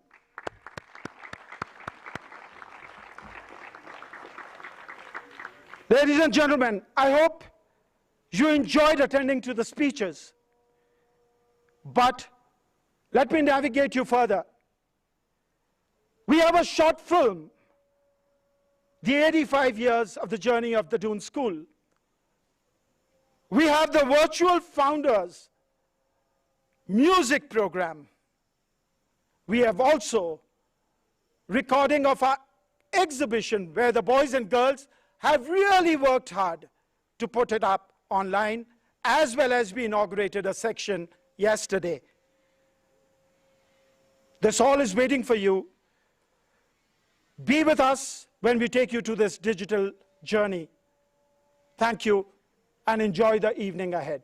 God bless you.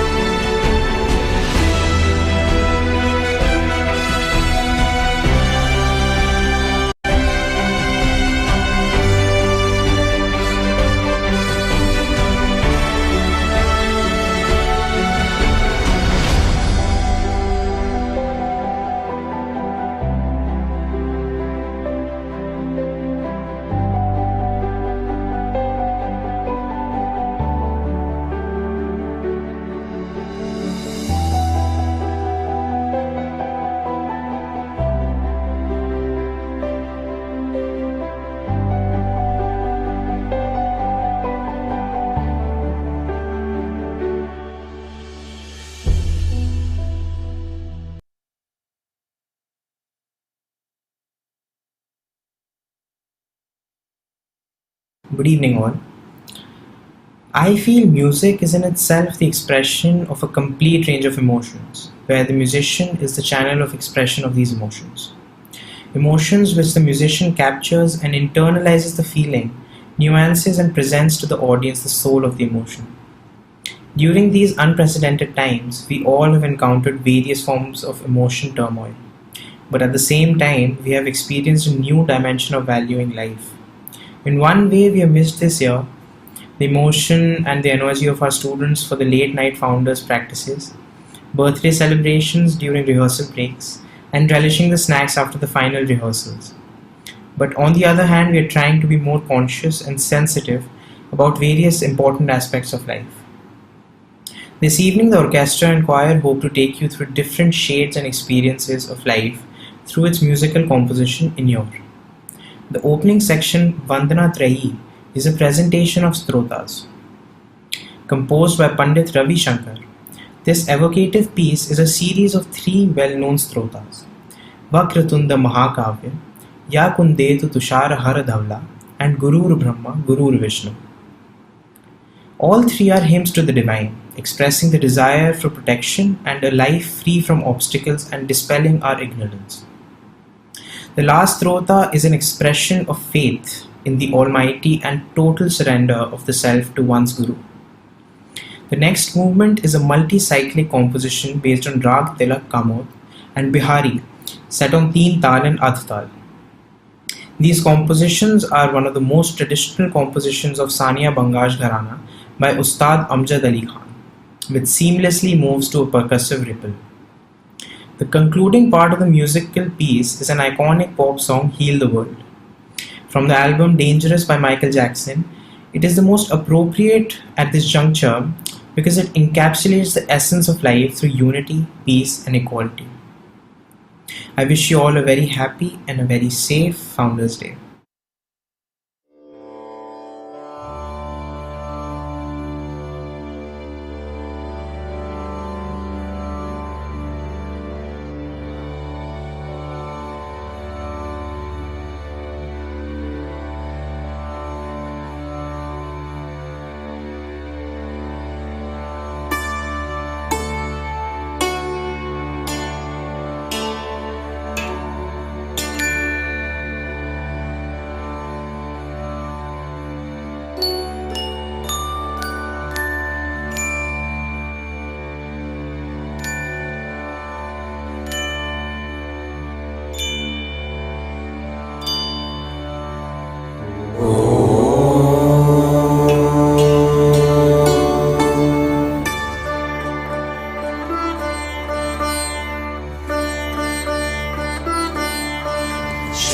श्रीवक्रतुण्ड महाकाय कोटिसूर्यसमप्रभा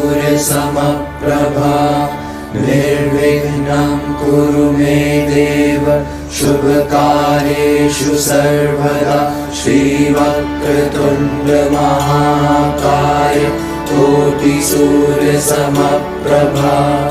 निर्विघ्नं कुरु मे देव शुभकार्येषु सर्वदा श्रीवक्रतुण्ड महाकाय कोटिसूर्यसमप्रभा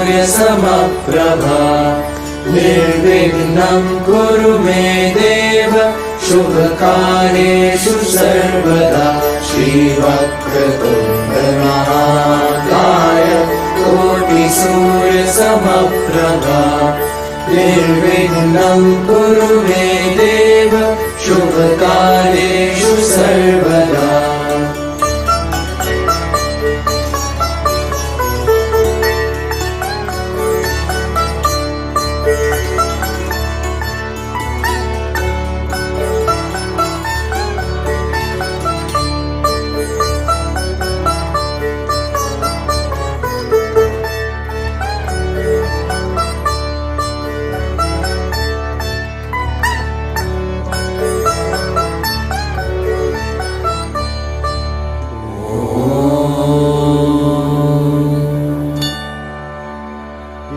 कुन्देन्दु तुषारहार धवला या शुभ्रवस्त्रावृता या वीणा वरदंड मंडित करा या श्वेत पद्मासना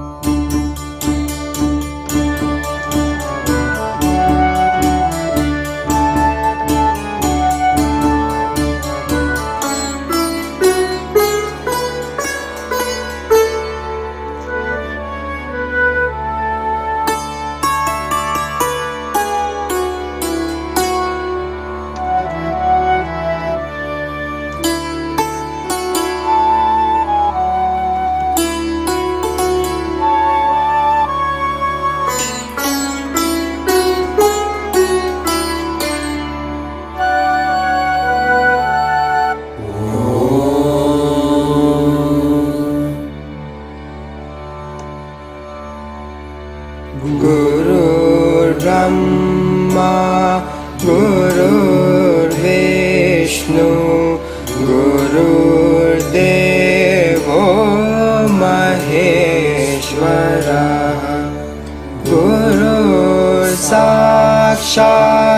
परब्रह्मा तस्मै श्री गुरवे नमः।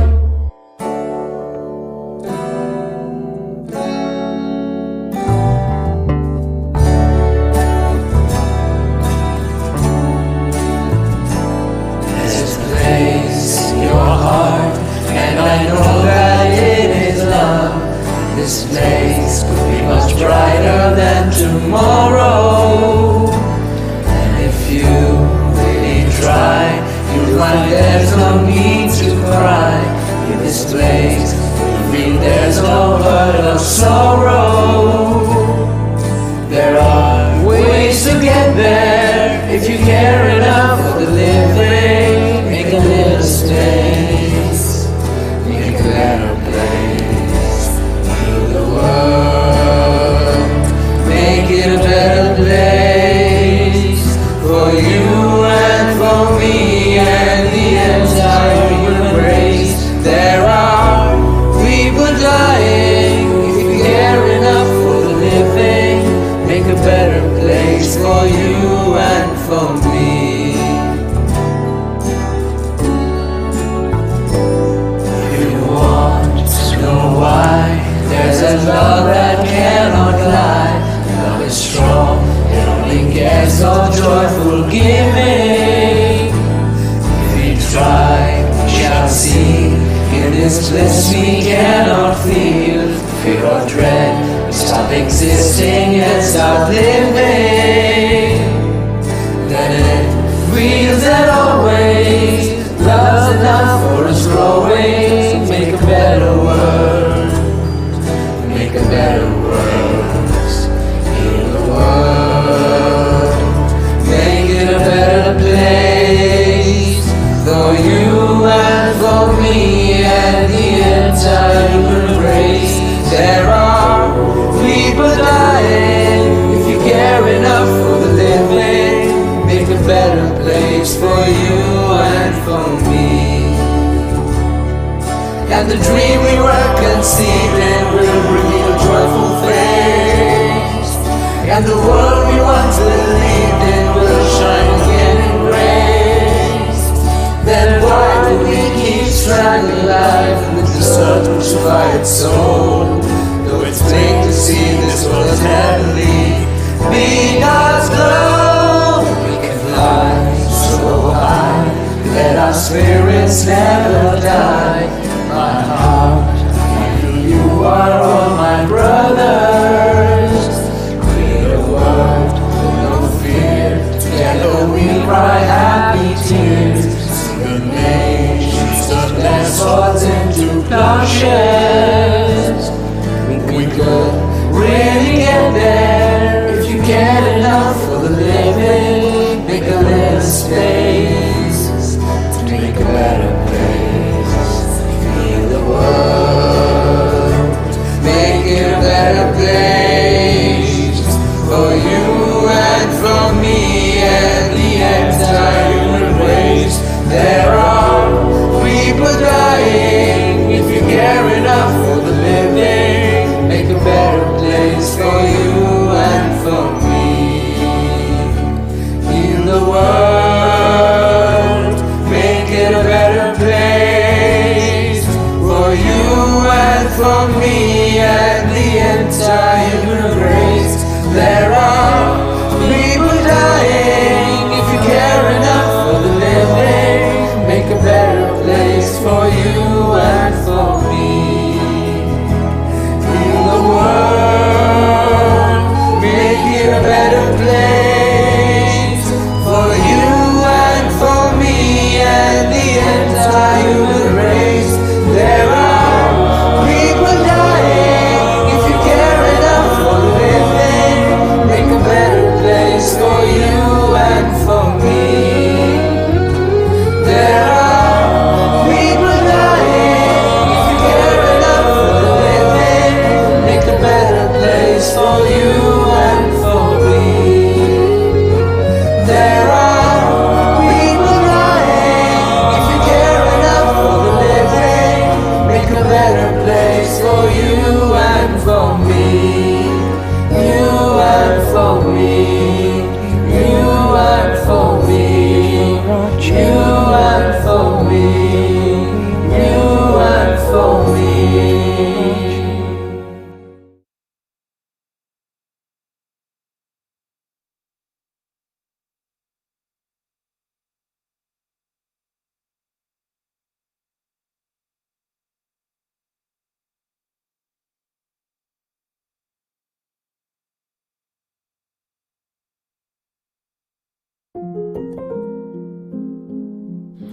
Hello everyone. At the onset of the pandemic and lockdown, many of us were uncertain of its permanence. But as soon as this new normal slowly set into place, people began getting used to living their lives on online platforms. But despite the current physical restrictions, our mind is not bound by any limits. Henry Matisse had once said, "Creativity takes courage." And I believe that during this lockdown, many have taken courageous steps towards creativity. Time and again, as history substantiates it, art documents who we are, where we come from, what happens with us, and how we react to it. Art has never been about aesthetic beauty. It has always been about giving life to those things that cannot be spoken. During the course of this lockdown, the art department had made it a point to continuously engage the school community with regular posts in our art society classrooms, as well as participate in various inter-school competitions and conferences.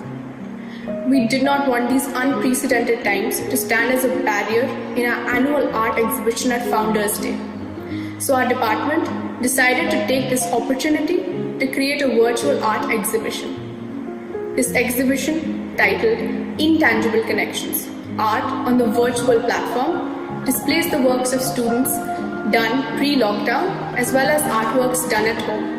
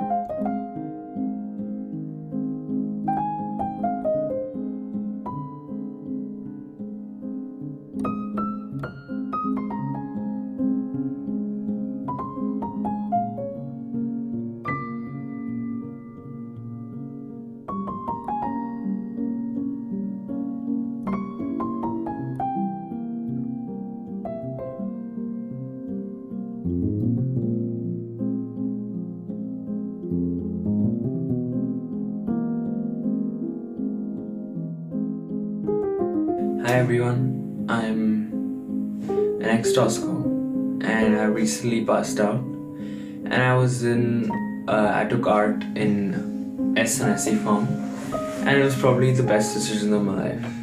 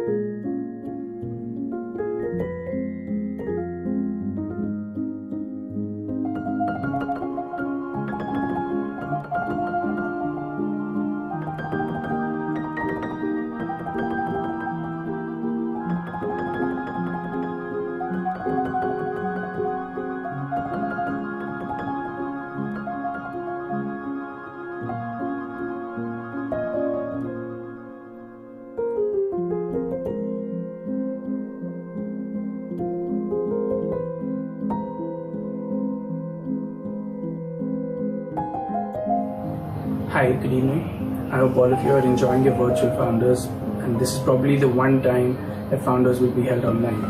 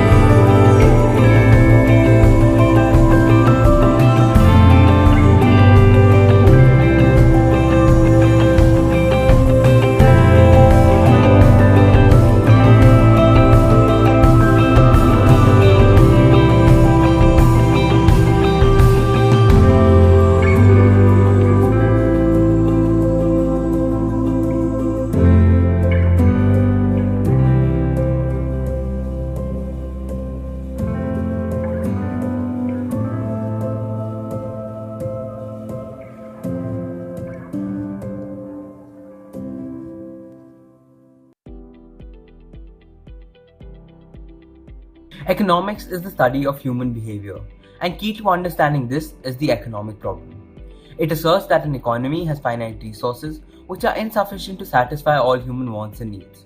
To make a decision, we always sacrifice something, be it as simple as the time taken to watch a movie. This brings me to my next concept of opportunity cost, which is defined as the next best alternative foregone in the act of choice making. It even becomes the reason why countries function the way they do, as it tries to answer questions namely what to produce, how to produce, and for whom to produce, giving rise to traditional command, market, and mixed economies. With its tenets laid by Karl Marx and Friedrich Engels in 1848, communism disagreed with the prevalent economic systems, which were strong supporters of laissez-faire, which essentially meant that a government should not intervene in a market and rely on the market forces to reach an equilibrium. Economies which follow the communist ideology are known as command economies and work towards a classless society where all resources are equally divided by the government among its citizens, and there are collective benefits such as rewards, bonuses, and wages. But there is no concept of profit and private ownership. Everything is under the ownership of the government. Therefore, the government is the decision maker, and the central problems of the economy are answered by it. This results in an economy with low inflation, high employment, and a stable business cycle, but has offsets in the form of less efficiency as there is no competition, less innovation due to lack of incentivization, and also the violation of the right to choose. Modern capitalism came into being after the World War as countries looked to rebuild their economies, and in order to do so, they employed various facets of capitalism. One such example is of alliances, such as the European Union, which were formed to allow trade and heighten the degree of economic interdependence amongst countries. The fall of the Soviet Union also boosted the cause of capitalism as a major command economy perished, thus reaffirming many countries' beliefs in capitalism. Despite traditional capitalist norms, modern capitalist economies had a certain degree of government intervention. The public sector, which produced many essential goods, was an example of this. Regulation also became an important role that the government undertook. Economic growth shortly followed, where an unprecedented increase in demand incentivized producers as they looked to bolster production further with new technological innovations. This was the first time that the notion of the global economy came into being, an economy where countries indulged in trade which allowed the specialization of the types of goods produced. Also, transnational corporations set up globally and made many products available at a wide scale, whilst also boosting local and regional employment. There were some limitations to this modern capitalist model in the form of an high economic growth rate, which caused a high inflation rate, and new technological innovations increased the rate of unemployment. Certain countries bore the brunt of this in the form of local and regional disparities in income and in development as a whole. Due to this, there were many emergent models which have formed in recent times, and this shall be elaborated on further in the presentation. In retrospect, economics has transitioned through the birth of several schools of thought to critiques of those thoughts, resulting in a monumental but eventual shift from the market mechanism to the market organism. The economic society has progressed like no other, testing its theories in the laboratory of the outside world and continuously evolving and adapting to the dynamic structure of the world that the subject so diligently tries to decipher.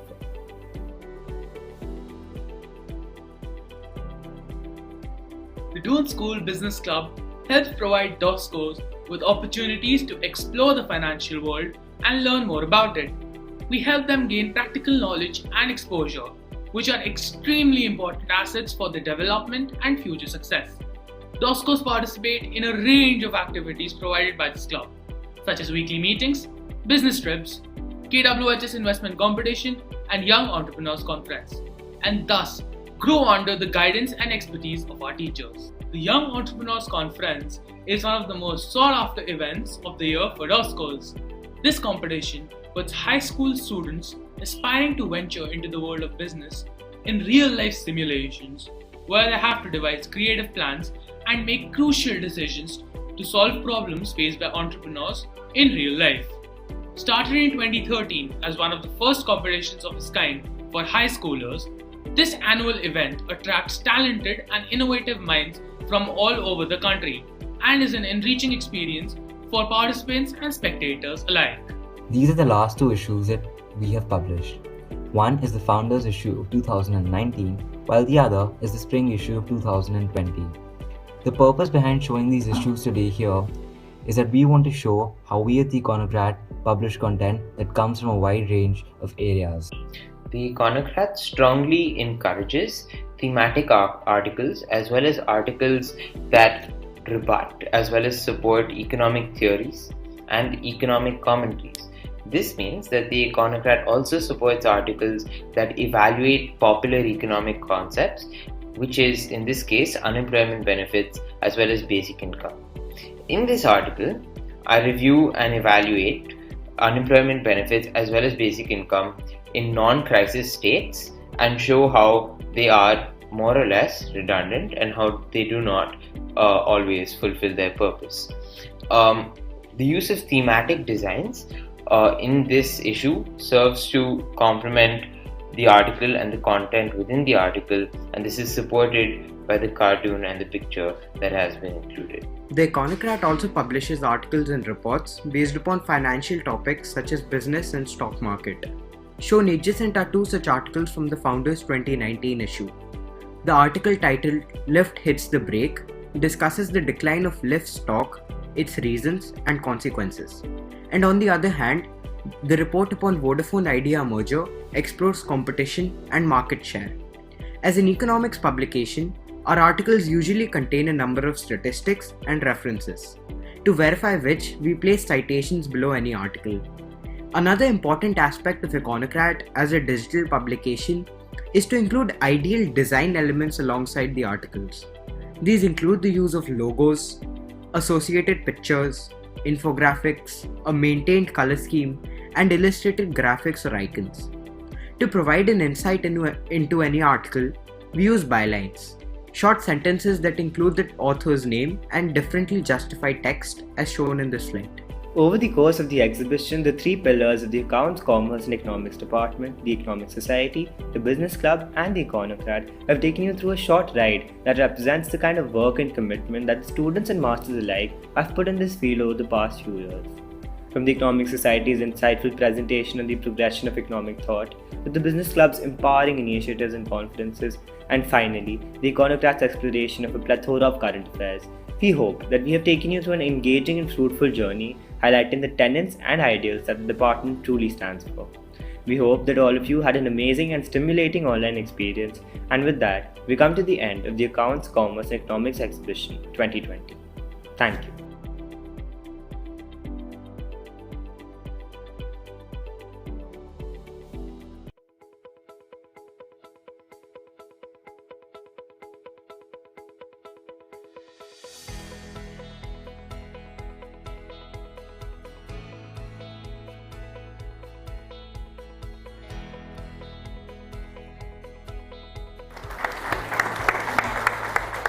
Vivek, I really need to thank, of course, your father, Mr. Ashok Pandit, yourself, Sanjay, for this benevolence. I think where I'm standing, I feel so tall. Not only is this my first founder, but I'm amazed with what you DOSCOs do. This classroom was one of my first classrooms in school where Mr. U.C. Pandey taught English. And I'm looking forward to sharing whatever we can with him, after this ceremony. So that's one. He was not only my English teacher, he was also my housemaster for many years. So, we were blessed to have him in our lives, and someone who played a very important role in not just our academics, but also bringing us up. So Doon has been part of our lives for as long as we can remember. Even before joining, and I joined at the age of 11, we knew a bunch of DOSCOs and their families. Today, many of our friends and even relationships in business trace back to our days at Doon. So frankly, I feel very grateful to the school, and I feel honored, to be able to give back in this, small way. It gives us real pleasure that Vivek has contributed for this classroom. Now I understand it's a smart classroom which will have many modern facilities in it for the students. And so I'm very appreciative that Doon School is marching ahead with this kind of technology. Thank you, sir. Thank you so much, sir. And if you allow, I would just ask the guys to show you a screenshot of the plaque which has been placed at the door. Yes. Yeah. After that, we request the camera to just pan around so you can get a view of the class. Yes. Okay. Good evening, ma'am. Hello. Good evening, ma'am. Good evening. Lovely to participate in this.